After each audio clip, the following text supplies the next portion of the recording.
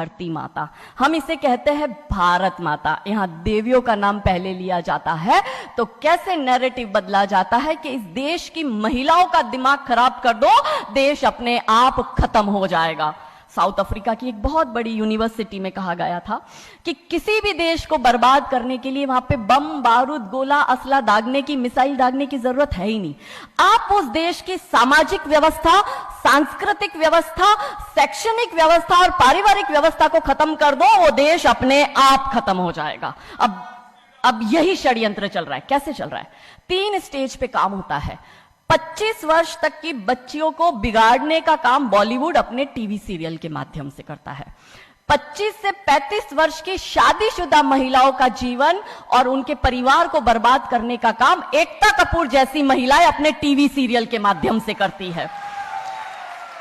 और जो नौकरी करती हुई बहन, बेटियां, महिलाएं हैं, जो कि वर्किंग विमेन हैं, उनका दिमाग खराब करने का काम ये ओटीटी प्लेटफॉर्म्स अपने वेब सीरीज के माध्यम से करता है। कैसे करता है, मैं संक्षिप्त में एक एक उदाहरण देकर आपके समक्ष रखूंगी। और बहुत जरूरी है कि जब हम तो एक साधारण व्यक्ति है, हम संसारिक जीवन में रहते हैं, लेकिन यहां पर जो उपस्थित हमारे संतगण है, महंतगण है, इनके बहुत बड़ा फॉलोअर्स ग्रुप रहता है, बहुत से लोग आते हैं, बहुत सी महिलाएं आती है। ये बात वहां तक पहुंचे क्योंकि वो यहां पर उपस्थित नहीं है, पर हमें पता है कि वीडियो के माध्यम से हमारे संत श्री, हमारे महंत श्री हमारी ये वाणी जो है उन तक पहुंचाएंगे कि कैसे करते हैं। ये एक फिल्म बनाते हैं, 25 वर्ष की तक की बच्चियों को कैसे बिगाड़ना है। हिंदुओं के परिवारों को बिगाड़ने के, तोड़ने के षड्यंत्र चल रहा है। और सिर्फ एक हिंदू को नहीं खराब करना है, उसके पूरे के पूरे कुटुंब को बर्बाद कर देना है। तो एक भारत की महिला 2 परिवार को जोड़ती है, मायका पक्ष और ससुराल पक्ष। और हम कहते हैं कि भारत की परिवार व्यवस्था जो है वो मानवता की सबसे बड़ी देन है। तो इसी व्यवस्था को खत्म कर दो। कैसे कर दो? तो ये एक फिल्म बनाते हैं, अतरंगी रे। हमारी क्योंकि दीदी भी यहाँ उपस्थित है जो कि सेंसर बोर्ड में सदस्य है, तो हम इतना उनसे विनती करेंगे कि हमारी ये बात भी उन तक पहुंचाए।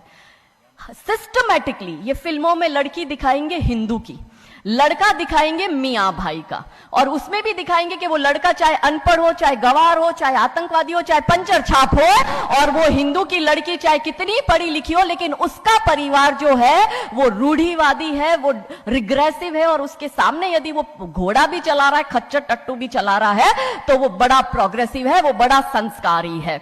कैसे करते हैं? ये एक फिल्म बनाते हैं, अतरंगी रे।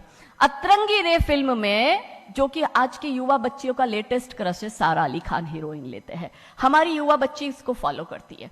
उसमें यह दिखाते हैं कि सारा अली खान जो एक मुस्लिम लड़के के प्यार में पड़ जाती है और अपने परिवार से विरोध कर कर, उनसे लड़ झगड़ कर ट्रेन में बैठकर वो भाग जाती है। उसी ट्रेन में एक संवाद होता है उस पिक्चर के हीरो का और उसी हीरोइन का। दोनों अपनी अपनी लव स्टोरी शेयर करते हैं। तो हीरोइन पूछती है हीरो को कि तुम्हारी लव स्टोरी बताओ। तो वो कहता है कि कल मेरी शादी होने वाली है और लव स्टोरी तो मेरी लव स्टोरी है कि मैंने बचपन से जिस लड़की से प्यार किया, जिसके साथ पढ़ाई की, जिसके साथ मैं बढ़ा हुआ, उसी लड़की से, मेरी बचपन की मित्र जो मेरे समाज की है, जो मेरे गांव की है, उसके साथ ही मेरी शादी होने वाली है। तो वो हीरोइन कहती है अरे ये और कोई लव स्टोरी है, ये लव स्टोरी नहीं हो सकती। तो हीरो पूछता है तो फिर क्या हो सकती है लव स्टोरी? तो वो कहती है कि मैंने एक मुस्लिम लड़के से प्यार किया है, मैं ठाकुरों की लड़की हूं, पूरा समाज, पूरा घर, पूरा परिवार मेरे खिलाफ है और मैं उन सबको ठोकर मारकर, उनकी भावनाओं को ठोकर मारकर अभी ट्रेन में बैठकर भाग रही हूं उस लड़के से शादी करने के लिए। और वो हीरोइन वहां पे डायलॉग देती है कि लव स्टोरी तो मेरी लव स्टोरी है कि मैं ठाकुर की लड़की और वो कतई मियां भाई, और ये है असली लव स्टोरी। तब हमारी 13, 14, 15 साल की युवा बच्ची, जिसके शरीर में हार्मोन्स चेंज होते हैं, आकर्षण होता है विपरीत व्यक्ति के लिए, तब वो आकर्षण में ये सोचती है कि हिंदू होके हिंदू बॉयफ्रेंड नहीं रखना, हिंदू होके हिंदू से प्यार नहीं करना। आप इतिहास में छपेगी, आपकी लव स्टोरी तभी बनेगी जब आप किसी मियां भाई से प्यार करेगी और उससे शादी करेगी।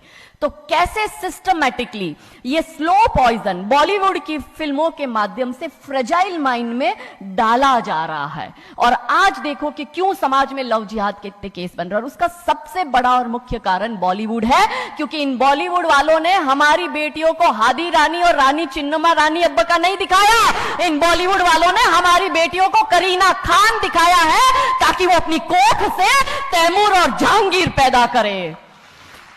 ये बॉलीवुड वाले लव स्टोरी पर फिल्म बनानी है तो ये हादी रानी और राजा रावत सिंह चुड़ावत पर क्यों नहीं बनाते? मैं आपको उनकी कथा शॉर्ट में करती हूं कि राजा रावत का शादी जो होता है वो हदी रानी से होता है, मेवाड़ के राजा है, और औरंगजेब की सेना आक्रमण करने आती है। और जब औरंगजेब की सेना आती है तो राजा रावत सिंह का 2 दिन पहले ही विवाह हुआ होता है हादी रानी से। तो राजा जी की इच्छा नहीं होती कि मैं युद्ध लड़ने जाऊं, तो हादी रानी बड़े क्रोधित होते, वो कहते तुम मेरी चिंता छोड़ो, तुम अभी इस मातृभूमि की रक्षा के लिए, इस धर्म की रक्षा के लिए आप युद्ध भूमि में जाओ और आप मेरी चिंता मत करना, यदि आप बलिदान भी हो जाओगे तो मैं प्राउडली अपने आप को आपकी विधवा कहूंगी। तब राजा रावत युद्ध लड़ने जाते हैं।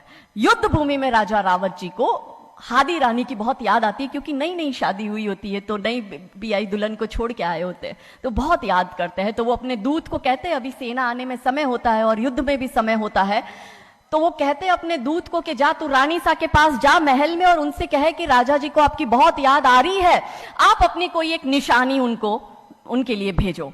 दूत भी बड़ा टेंशन में आ गया कि ये युद्ध भूमि में बैठे और इनको हादी रानी की याद आ रही है, ये युद्ध लड़ेंगे कैसे और जीतेंगे कैसे। पर वो दूत डरते डरते पहुंचा रानी सा के पास और रानी सा को कहता है कि राजा रावत जी ने आपकी एक निशानी मंगाई है, उनको आपकी बहुत याद आ रही है। तो रानी सा बहुत क्रोधित हो जाते कि ये मेरा पति कैसा, ये युद्ध लड़ेगा कैसे, औरंगजेब की इतनी बड़ी विशाल सेना है, यदि जहां युद्ध भूमि में बैठकर उसको रणनीति बनानी है वहां वो मेरी निशानी मंगवा रहा है। तब हमारी हादी रानी क्रोधित होती है, हाथ में तलवार लेती है, अपनी गर्दन काटती है, थाल में सजा के दूत को देती है और कहती है जा तेरे राजा को जाके दे देना मेरी निशानी। तब वो दूत युद्ध भूमि में जाता है, राजा जी को हादी रानी की निशानी यानी कि उनका कटा हुआ मुख देता है। राजा जी बड़े दुखी हो जाते हैं, उनको लगता है उनसे बहुत बड़ी गलती हो गई। राजा जी रानी की अंतिम इच्छा समझ जाते हैं, रानी जी के लंबे बाल होते हैं, उन बाल की वो माला बनाते हैं, उनके मुख की माला बनाते, वो युद्ध लड़ते हैं, औरंगजेब से युद्ध जीतते हैं और जीतने के बाद राजा रावत वहीं युद्ध भूमि में अपना बलिदान देते, अपनी गर्दन काटकर वहीं अपने जीवन का त्याग करते हैं। यह है लव स्टोरी।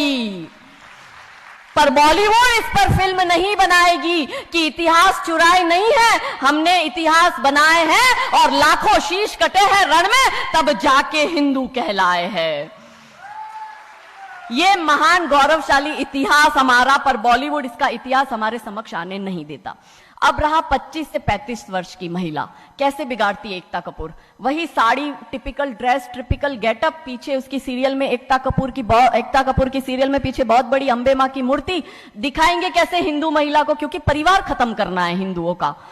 तो वो एक से प्यार करेगी, शादी दूसरे से करेगी, जीवन में तीसरा पुरुष आएगा, फिर दूसरा मर जाएगा, फिर उसको चौथा पसंद आने लगेगा, फिर जो मर गया वो जिंदा हो जाएगा, फिर कंफ्यूज हो जाएगी किसके साथ जाऊं, दूसरे के साथ कि चौथे के साथ।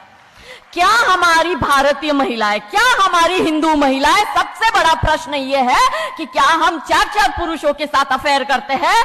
क्या यह हमारा सम्मान है? और अगर यदि हम सब एक होकर इसके लिए नहीं बोलेंगे तो यह आवाज नहीं उठेगी। और दुख की बात यह है कि ऐसी एकता कपूर जैसी महिलाएं जो घर तोड़ने का काम कर रही है, इनको पद्मश्री अवार्ड मिल जाता है। कैसे मिलता है?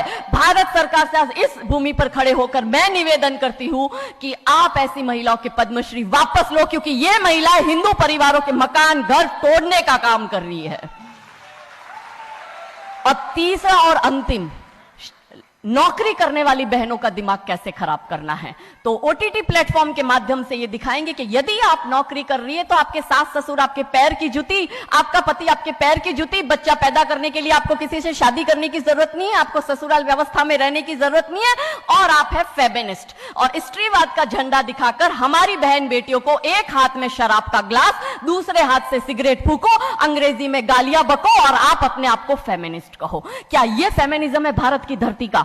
ये कभी नहीं हो सकता। रानी चिन्नमा, रानी अब्ब का फेमिनिज्म का उदाहरण है, और दूर जाने की जरूरत नहीं है। हमारी परम पूजनीय दीदी मां साध्वी रितंबरा दीदी मां फेमिनिज्म का सबसे बड़ा उदाहरण हमारे समक्ष है।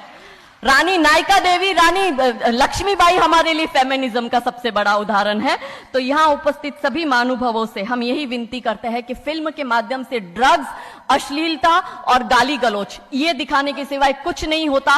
तो हम सब मिलकर एक साथ एक आवाज उठाए कि इन चीजों का बंद होना बहुत जरूरी है, क्योंकि आने वाली पीढ़ियों को बर्बाद करने का काम ये लोग अपने टीवी सीरियल और फिल्मों के माध्यम से कर रहे हैं। और क्योंकि शुरुआत भगवान राम जी के नाम से करी थी, तो अंत भी हम भगवान राम जी के नाम से करना चाहेंगे कि कौन है राम।